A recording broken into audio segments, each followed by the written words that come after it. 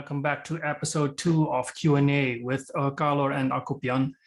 And today we're joined by Angie Calor-Man, who is not only an acupuncturist and clinical herbalist, but she's also specializes in Chinese nutritional therapy. I figured it would be better to have another expert here, since in this episode we're going to cover Dr. Akopyan's book, Elemental Nutrition: A Guide to Cooking for Your Organs, which is available on Amazon. So welcome, everyone. Thank you. Thank you. So Dr. Akopyan, I'm really interested in the not only the content of your book, but also the process of making it. From having just the idea, which ultimately led to the final product. And maybe since the prices of, for example, sunflower oil have been going up steadily, maybe you could share some information about various alternatives or oil in general. Well, first of all, thank you for having me back. And I appreciate the opportunity to share some of the original concepts that helped me develop the book and spend some time. It took a while to actually put the information together to bring that book to fruition. And speaking of the topic of oil in general, classically, the primary cooking oil in many cultures was lard. And we know now that solidified fats are, very high in saturated fat content, which causes all kinds of cardiovascular, cerebrovascular, different types of pathologies, and contributes to, impacting the patient's health. And then with the advent of understanding of the molecular structures of oil, of the different types of oils, their boiling points, because remember, oils, after they reach a boiling point, beyond that, the smoking point, if you will, they change their molecular structure, and that molecular structure can now become toxic. It has much more toxic effect on the body. So understanding what type of cooking you're going to do and what type of oils you're going to use for that cooking can really greatly improve your overall intake of valuable nutrients from your food. So in the book, what I try to do is focus not just on here's your sunflower oil and corn oil, etc., but I broke down in much detail all the different types of oils and how you could probably use them most efficiently with the greatest health benefits. For example, olive oil is great for light sautéing and salad dressings, things that are not going to increase the temperature. Coconut oils and sunflower. Why is sunflower oil so popular? Is because it has a higher boiling temperature, higher smoking temperature. So a lot of times you can hear the cooking show experts say, wait until you see the smoke rise before you add the food. Well, they're waiting for that edge point. It's an art. As I always say, cooking is not, in order to be a really good chef, you have to be a chemist. To a certain degree, you have to understand chemistry, the thermodynamics, how food changes. The more you cut food, the more you increase surface area, the more you improve surface transition. And oil literally serves as the medium by which you transfer heat from the heat that's rising from the cook oven or the whatever the medium is into the proper food components in order to induce cooking. So I spent quite a bit of time talking about that, and I'm sure Angie has a lot of really good practical advice and clinical experience in that field as well. Yeah, I have a lot of experience in cooking in general, and I do use a different kind of oils depending on the purpose, what I'm cooking, what the technique I'm using. I do really like the part that in your book you actually differentiate all the oils, really the Chinese medicine style, and I haven't found that anywhere yet. So it was really, I was really curious. How did that come about? How did you find the information? Yeah, primarily due to research, due to studies, and also talking to a lot of my old teachers in Tibet and China and Chengdu, working out the chemical constituents and also the bioactive compounds. I think this really brings us to a whole new topic. When we look at TCM nutritional therapy, we have the 5 elements, the elemental nutrition talks about the flavors, the colors, the temperatures, the textures, all these esoteric things about food. And most scientific approach says that's just hocus pocus. We're not going to focus on that. Yeah. But when you really break it down into science, and this is why I really wanted to focus this book on, is to merge those two thinkings. Because when you, for example, look at the TCM theory of saying red color foods are good for the cardiovascular system. Well, it's been now scientifically shown that flavonoids that are involved in granting those foods the red color are also very effective in preventing and addressing cardiovascular health. Same thing with different other compounds. They say about tannins. Tannins reduce blood pressure. Well, tannins have very specific effect on the food's taste. So when we talk about bitter tastes and in TCM, being able to work on the liver organ and assist in calming and soothing the liver, tannins offering the same function within the biomedical understanding. And the same thing goes through with alkaloids. We talk about alkaloids being analgesics. We talk about lignans being able to work in the intestinal biome. All of these bioactive compounds have now been identified through modern scientific analysis, and have been researched for various impact on the body's health.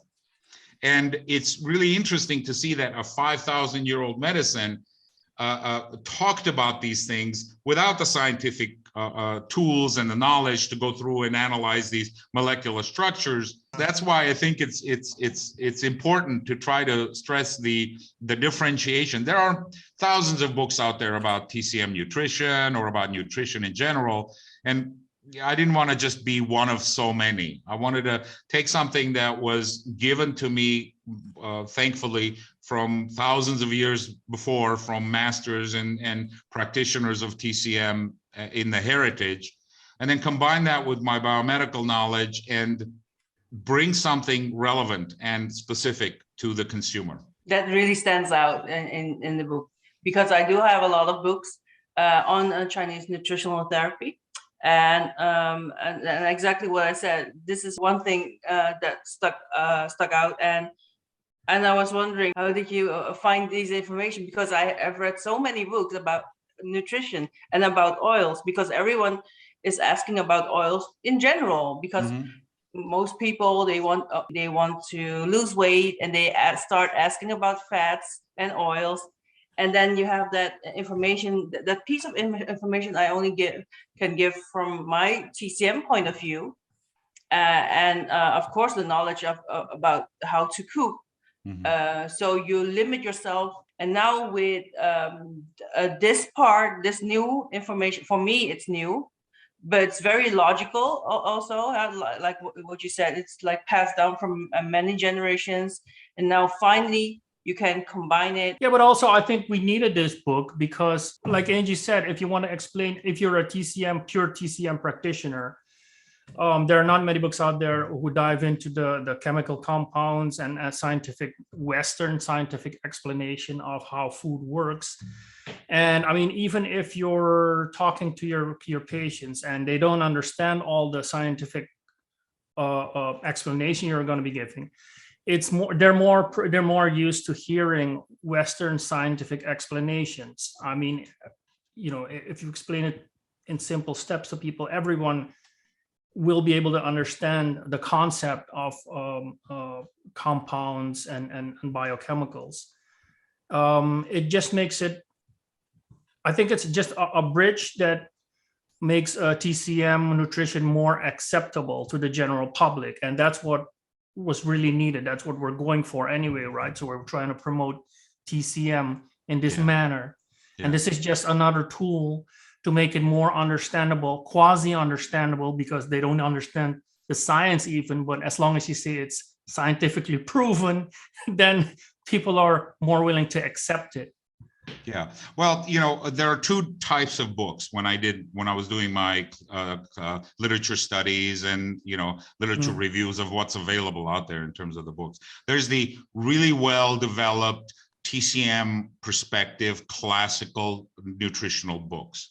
And then there's very well organized and very well defined biomedical scientific books that are about nutrition in terms of caloric intake, in terms of the electrolytes, compounds, and balancing the homeostasis, etc., of the body. But there was nothing that merged the two together and said this equals this and therefore is good for this.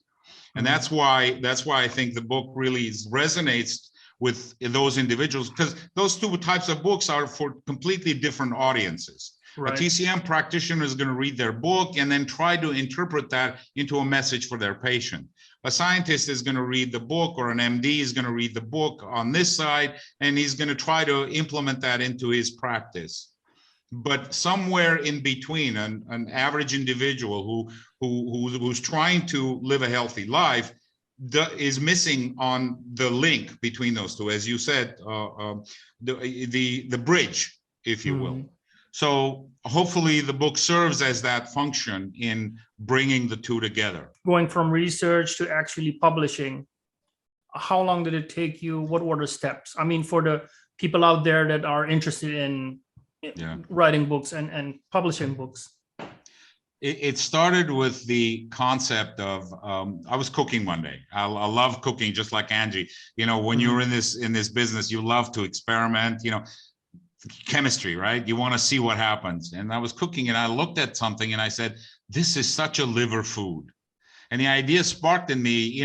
We always talk about nutrition from calories and weight loss, and no one really addresses. I want to soothe my liver. I want to calm my heart, or I want to stimulate my stomach or digestion. No one really talks about it that way, but we are all just organs inside. And so I thought, what, let's shift the book in the idea, or create a book or a text that talks about, how you feed your organs, how to provide nutrition for your organs.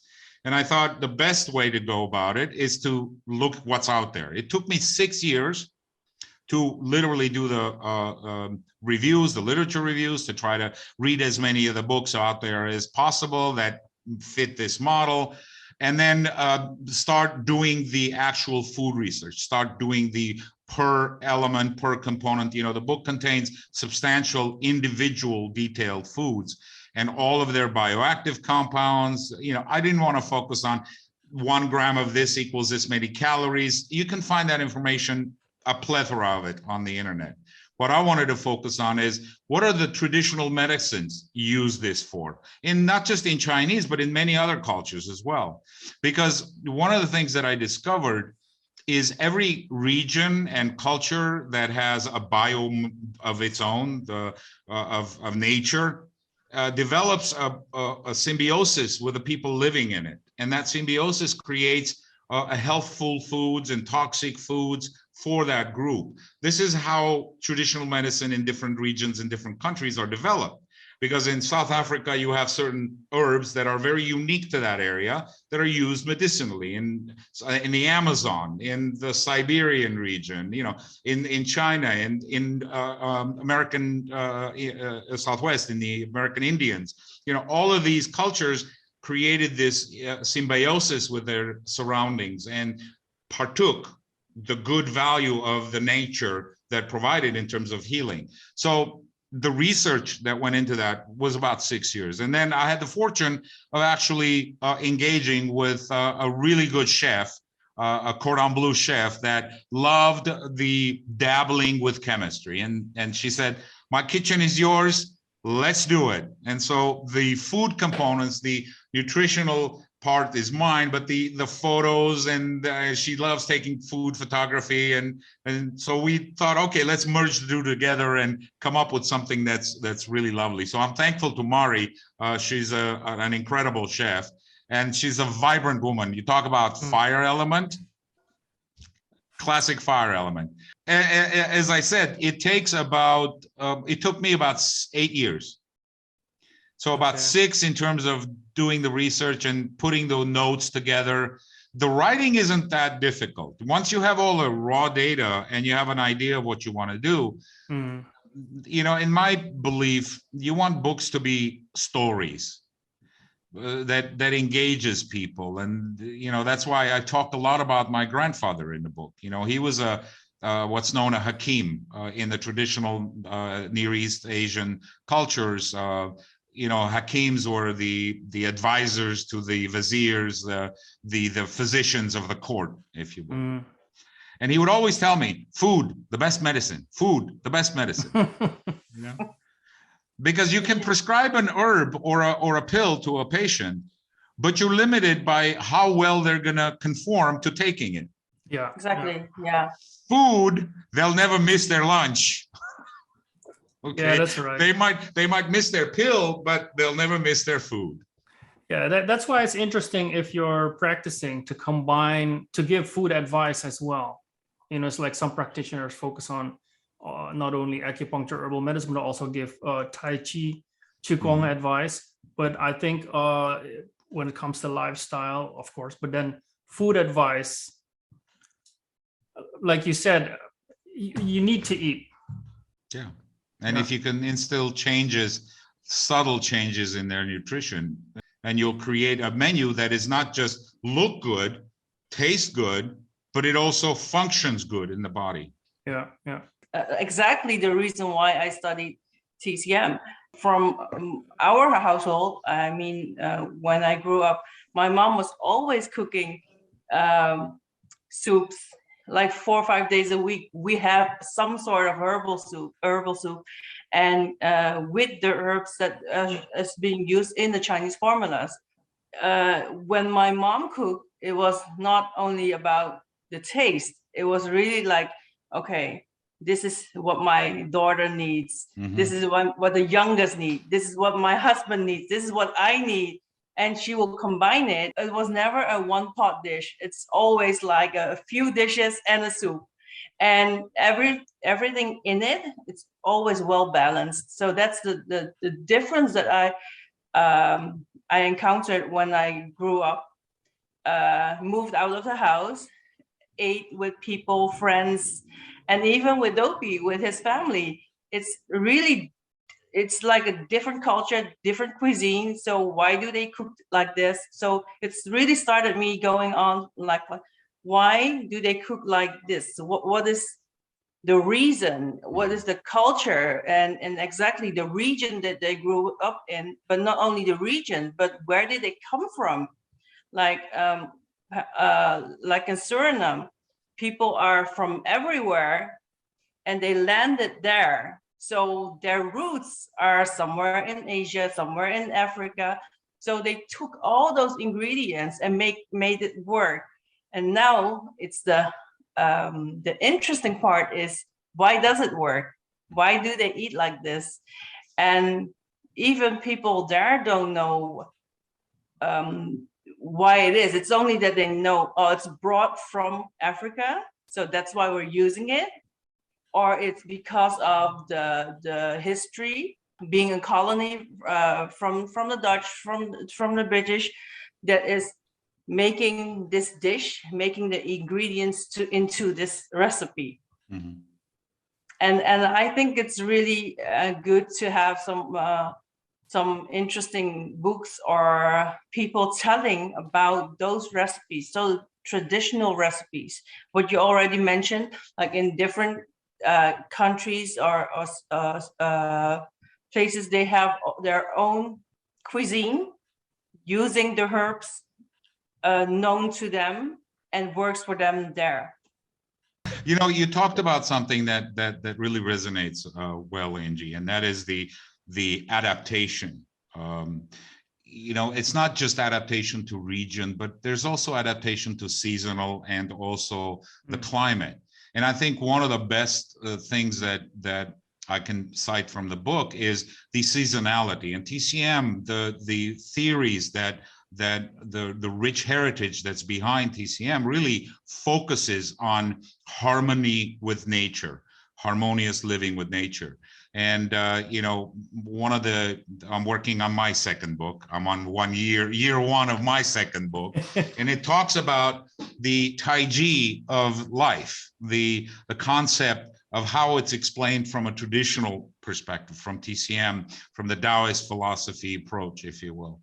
And seasonal living and living in harmony with nature is a very key element. And well, you know, one case in point in the kidney element food section, I talk a lot about eating things that are going to nurture the kidney, especially in the winter. Bone marrow soups, you know, every culture, I don't care where you're from, winter has very special food that is really hearty, really nurturing, and so heavy that you probably end the rest of the day in bed. Yeah, I can probably look at every culture out there and come up with that winter a soup, if you will, or the winter broth that they consume in almost a ritualistic manner that is that core engendering knowledge. And that's knowledge is everywhere. It's just not explained clearly. And hopefully the book tries to at least provide some understanding or relevant understanding of why we consume these foods, as Angie said, and why we cook them in that way. You know, so active ingredients in foods are medicine. They're chemicals that have a direct impact on the physiology of the human body, and understanding how they work and the mechanism by which they work can help you as an individual or as a practitioner to improve your skills in understanding the food that you're consuming or prescribing to your patients. The knowledge, the lack of knowledge, biochemical knowledge that some practitioners have, they can top off with this book. It's easy accessible as well. I mean, it's an easy read. It's not all science, and well, food is medicine. So I mean, we should delve more into that aspect of food. So maybe that's a good way to close this Q&A session. Great.